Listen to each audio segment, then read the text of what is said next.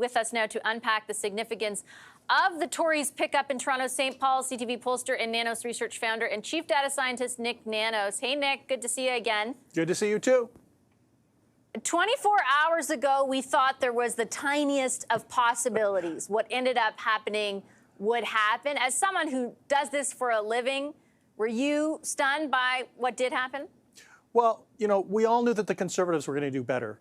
I'm not sure there were a lot of people that felt that they were going to win. However, Vasi, one number particularly stood out for me, the advanced polls. You know, what was clear is that the Conservatives were trailing until the advanced polls came in. What does this mean? The Conservatives won the ground game, that they hustled on the ground, they delivered their vote in advance, and it put them over the top. And it means that it was a failure of the local campaign team in delivering the Liberal vote. The local campaign team for the Liberals was basically the national team. This candidate, Leslie Church, was almost handpicked, you know, by the top people around the Prime Minister. She's very close to them. She was the former chief of staff for years for Deputy Prime Minister Chrystia Freeland. The ministers and the Prime Minister themselves were in the riding day in and day out. I don't think they took it for granted. They knew that it was going to be a tough fight, but do you think they could have anticipated this outcome? I don't think they anticipated or even expected this particular outcome. I thought that they probably thought that this was a gimme with a 24-point advantage. We have to remember, Vasi, if we put the time machine in place, part of this riding, St. Paul's, used to be Barbara McDougall's riding, a high-profile progressive Conservative candidate under Brian Mulroney. So yes, there's a progressive part to the riding, but there are also a Conservative part. So the reality is that Carolyn Bennett owned this riding. She was a big reason why the Liberals did so well in the past and why this has been firmly in the Liberal column.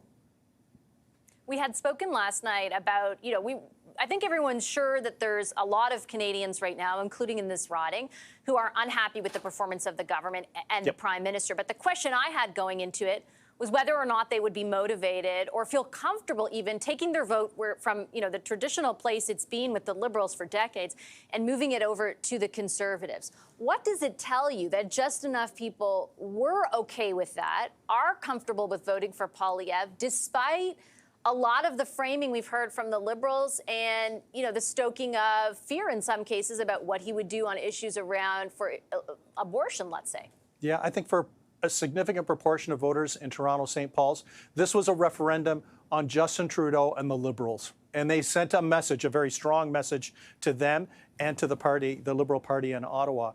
And the reality is that there's no repercussion. If you're a Liberal voter and you're not happy with Justin Trudeau or you're not happy with the direction of the Liberals, you can vote for the Conservatives or stay home, because either one of those situations helps Pierre Poilievre and the local Conservative candidate. You can do that and know that the Liberals will still be in power and Pierre Poilievre will not be Prime Minister. So this was a big referendum on the leader of the Liberal Party and also the Liberal Party of Canada and the direction that it's taking the country in.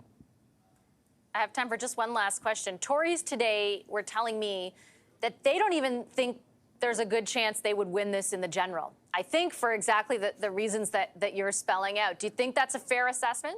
I think that's a fair assessment. And you know what? The Conservatives have to fear what they might wish for, because winning creates an environment for Justin Trudeau to step down. I think the Conservatives want to run against Justin Trudeau, not some other Liberal potential leader of the party. I think you're absolutely right. Nick, thanks so much.